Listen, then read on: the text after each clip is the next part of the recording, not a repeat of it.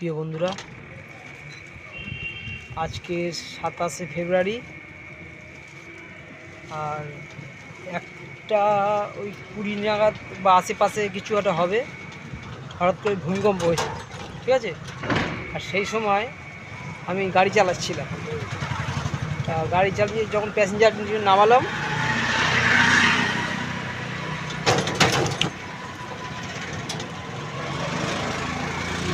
প্যাসেঞ্জারটা নামিয়েছি, তখন ওখানকার মানুষজন বলছে যে এক্ষুনি ভূমিকম্প হয়ে গেল।